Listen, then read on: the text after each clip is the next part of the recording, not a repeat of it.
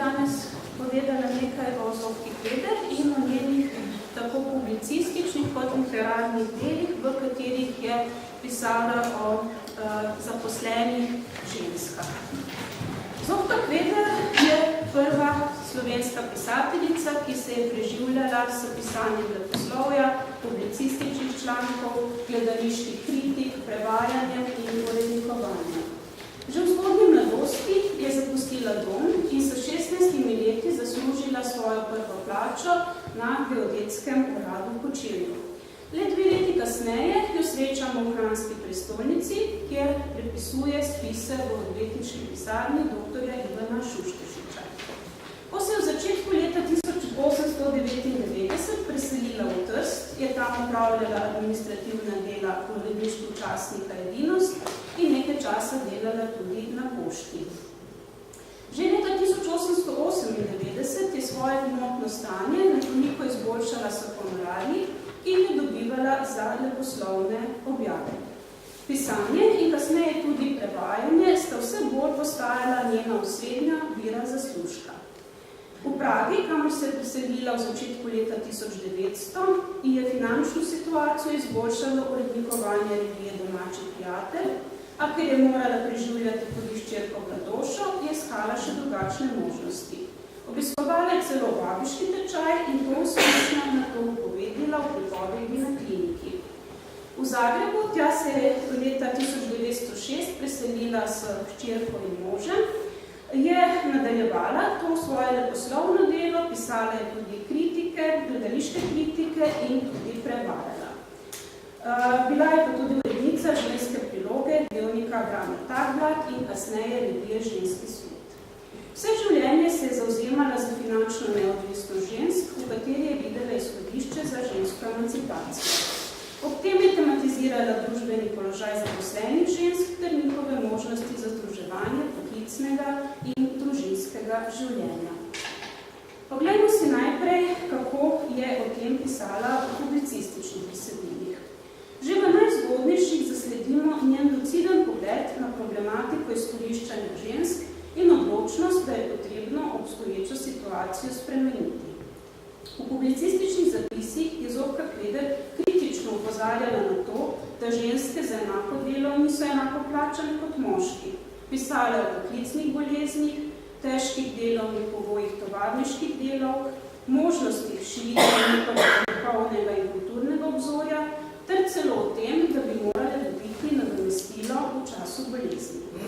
Prva publicistična objava, v kateri je problematizirala položaj žensk delavk, ima naslov o tem in onem in že v samem začetku si je avtorica zastavila vprašanje, če in kdaj ima ženska pravico prekoračiti obstoječe forme družbe in s tem stopiti iz mase.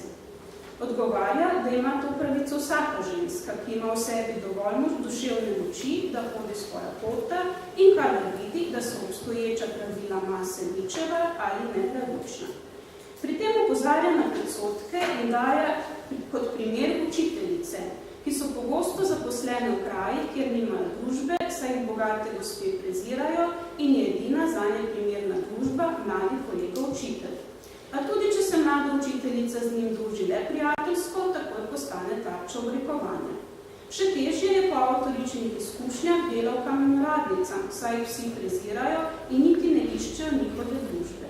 A če se same odpravijo v gledališče, spet o njih govorijo v slabšalnem tonu. V članku Za naše žene, ki se same skrbe za eksistenco, se je dotaknila problema možnosti ženskega visokošolskega izobraževanja. Opozorila je, da je bistvena ovira denar in na to prešla na stanje delov, ki so v primerjavi z moškimi v podrejenem položaju, saj zaslužijo manj že na podeželju, a mnogo slabši je njihov položaj v mestu, saj morajo nositi tudi vse stroške samskega življenja. Zato si morajo pritrgovati pri hrani, kar se jim sleko premačuje pri zdravlju, ki ga načenja tudi slab zrak v tovarni. Zofka Kveder pri tem spet izpostavi problem bolniške odsotnosti, saj v tem času ne dobijo nobenega nadomestila. Opozori tudi na to, da so povsem v anonimnost potisnjene prodajalke, ekspeditorice in vrtnarice, to so te varuške, torej v vrtcu, ki so mizerno plačane, da skoraj da ne morejo preživeti brez sorodnikov. Pri tem se vse soočajo še z nestrpnostjo moških kolegov, ki v njih vidijo konkurenco in izkušajo izriniti iz najslabše plačanih služb. A kot kritično opozarja avtorica, se skriva problem tudi v ženskem molku in sprejemanju takšnega stanja. Zofka Kveder je bila v svojih člankih, kjer je kritizirala položaj delov ostra, napredna in nepopustljiva, a hkrati je znala svojim prispevkom dati tudi humorni ton. Tako pravi v enem izmed njih, citiram. Z bombastičnimi besedami se slika ženski njeno nalogo. Ostati pokorna, bedasta igračica, poslušna podborkinja svojega moža in nesebična dojilja in bona svojim otrokom. Ozrite se na Košute, je klical zadnjič neki sramežljivi doktor T. vednosti. Imenitno, Košutam doslej res še ni morda padlo v glavo pridobivati si doktorskih diplom ali pa zahtevati jednakih pravic rogatih jeleni. Sicer pa moramo biti gospodu hvaležni, da je bil tako galanten, ter nas primerjal vsaj s srnami in košutami. Kako lahko bi nam dostavil na primer vzgled ovce, gosi in oslice? Sicer pa so te tudi bolj emancipirane, kako bi si človek mislil. Samostojne so docela. In njihovi gospodje soprogi se ne pečajo za njihove interne gospodarske razmere. Privoščajo tako zelje, kakor najslabšo suhljat. Tako liberalni naši gospodje stvarstva vsaj obče še dolgo ne bodo. Konec citata.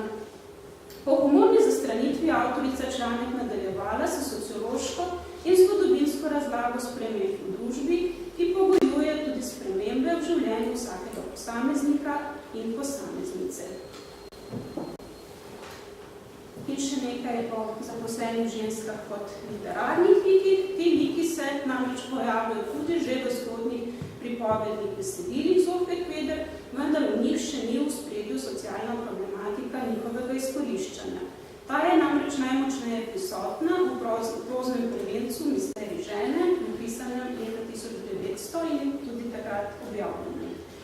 V pripovedi Tiho je sedela v kotu tramvajskega vozlu iz te zbirke prikaže Zofka Kveder ostarelo, oslabelo in bolno delavko, ki je edino svetlo točko v življenju, v katerem ni bilo drugega kot delo, predstavlja odhod v bolnico, saj tam dobi, citiram, lepo, čisto, belo posteljo in jesti. Konec citata.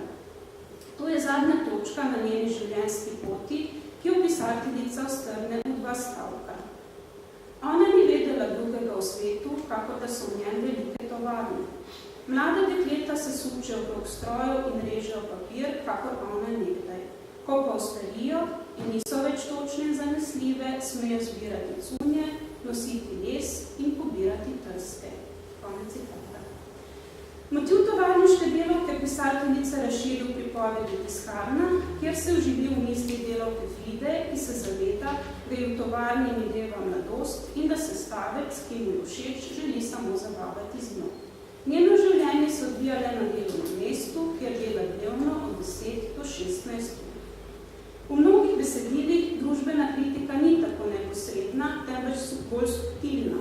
V spredju je lik nove ženske, ki prihaja iz srednjega sloja in se želi zaposlitvijo doseči materialno in pogosto tudi duhovno emancipacijo.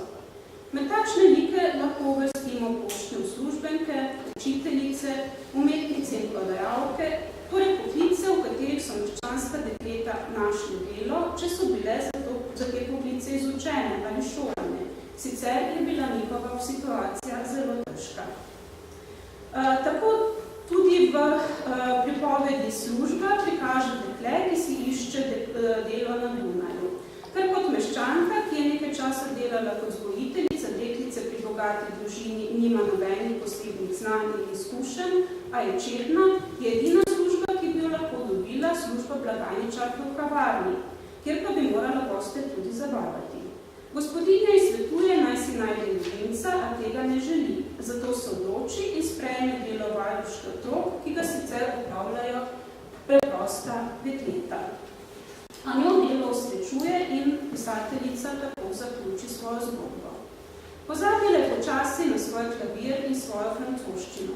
Pazila na negotove skupinice otrokovih nog In ni bilo žal, da je zavihala rokave in odložila pajčolan, mesto, da bi bila pripravljena pasti.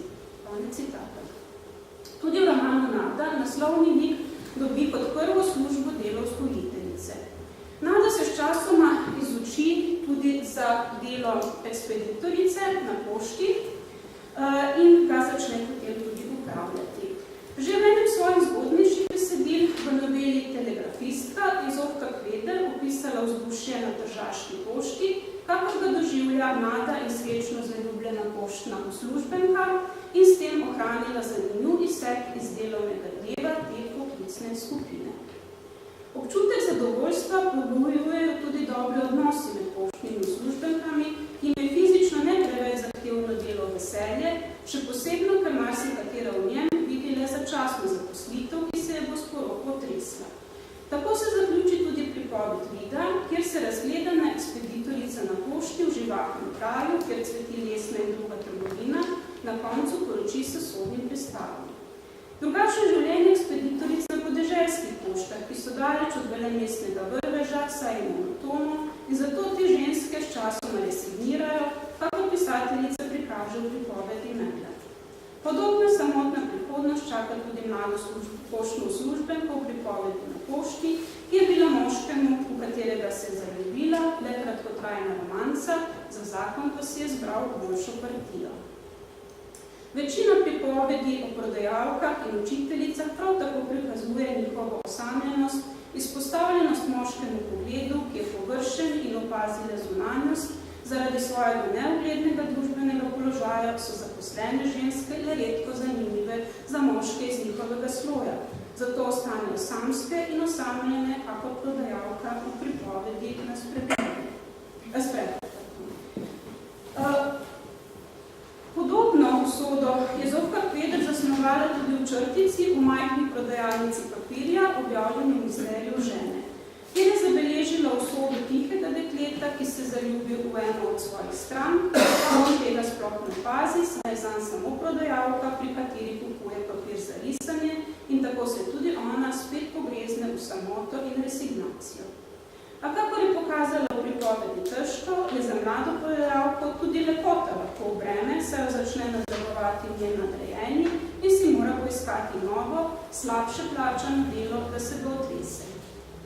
Ta motiv je prikazan že v zgodnji pripovedi Rezika, kjer tovarniški nadzornik zasleduje mlado delavko in z grožnjo, da bo pustil njenega očeta, od njej sili spolni odnos.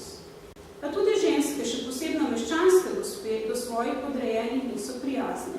Pisateljica opozori na služkinje, ki so izpostavljene muhavosti in sebičnosti svojih gospodaric. V pripovedi Rezikino pismo je predstavila zgodbo ostarele služkinje Mari, ki je zaradi sebičnega in sebičnega poseganja gospodarice v njeno zasebno življenje postala vse življenje samska in v službi pri njej.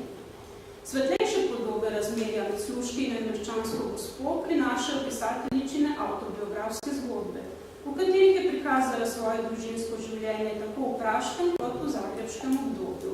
Nježno razmerje do služkin je naklonjeno, opazi sicer njihove značajske slabosti, a jih dobrohotno sprejema.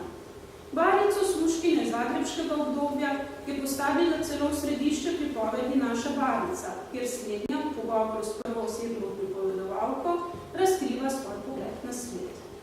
Največ pozornosti je liku služkinje namenila v knjigi iz življenja zagrebške služkinje, ki jo je objavila v češčini. Tudi pri služkinjah in deklah opozori na njihovo izpostavljenost moškemu pogledu, saj hišni gospodarji zapeljujejo in tudi zapeljajo in nato zapustijo, kakor je prikazano v dramskem prizoru pri Branjevki, pripovedi Zločin in v romanu Hanka. Pri likih učiteljic je Zofka Kveder sledila svoji sodobnici, Marici Nadišek, kasneje Bartol, ki je prikazovala predvsem nezadovoljnost svojih protagonistk z učiteljskim delom in njihovo stremljenje k temu, da bi se poročile in se tako rešile poklica oziroma službe, v kateri so nezadovoljne. A pri Zofki Kveder zasledimo tudi like učiteljic, ki svoje delo upravljajo z veseljem in se, kakor lika v pripovedi Učiteljica na vasi in nekaj nenavadnega od njega težko poslovijo. A tak odnos imajo predvsem mlada dekleta, dekleta, ki se ne preživljajo vse življenje sama, temveč učiteljevanje le epizoda pred poroko. Več jih je nezadovoljnih, svoje delo opravljajo zato, da preživijo in kmalu v vseh pogledih potopijo. Pomemben del pisateljičnega opusa predstavljajo tudi besedila, v katerih so v ospredju umetnice. Zofka Kveder jih ne predstavlja, kako večina njenih sodobnikov kot skrivnostne, dekadentne ženske, ki s svojim bojemskim načinom življenja vznemirjajo moške in dražijo njihovo domišljijo, temveč kot osebe, pri katerih je umetnost del njihovega jaza, sredstvo za izražanje čustev in pogleda na svet, zato jih navdaja tudi z dvomom o smiselnosti lastnega ustvarjanja in svoji umetniški zapuščini, kakor slikarko Jelko v pripovedi Pogovor, ki svoji prijateljici pravi takole. Naši časopisi bodo priliko moje smrti objavili notice, da je umrla ta in ta priznana, talentirana, no in tako dalje. Morda napiše kdo celo felton, kakšna vse razgledanja vredna čast. Da, še več, čez 50 let morda napiše ena bodočih naših doktoric filozofije ali profesorica slikarstva na naši bodoči umetniški akademiji, pardon, to bo morda ne čez 50, ampak čez 250 let, da je takrat in takrat živela neka gospa Jelka, ki je tudi slikala, slabo slikala sicer. Konec citata.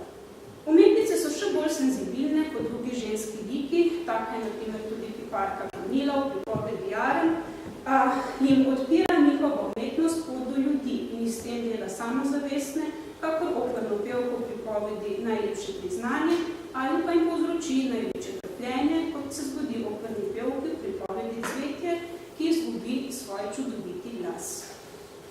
Ker je umetniške krize in posebnosti preživljanja z lastno ustvarjalnostjo pisateljica občutila najbolje sama na svoji lastni koži, zaključimo z njenimi besedami iz kratke pripovedne proze Čeveljčki, v katerih piše o svoji razpetosti med umetniškim ustvarjanjem, s katerim se preživlja, in resničnostjo vsakdana, s katero se mora vedno znova spopadati.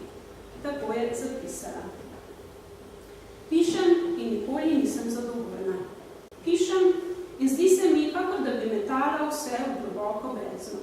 Vse izgine, brez uspeha, brez sledi. Pišem, ker moram. Večkrat potrebujem denarja in pišem ali brez volje. Čas hiti in jaz ne napišem ničesar, kar želim napisati. Ono najlepše mi propada. Čakam, da mi pride praznik, mir. Tako bi rada pisala in napisala stvari, ki bi bile lepe meni in drugim. A zdaj? Zdaj sedem k oknu. Moj vizavi je dolgočasen hotel. Cel dan je spodaj na ulici hrup, šum, drganje vozov in tramvajev, cinkanje biciklistov in tuljenje avtomobilov. V sobi razgrajata otroka in vsaki se odpirajo vrata. Hvala lepa.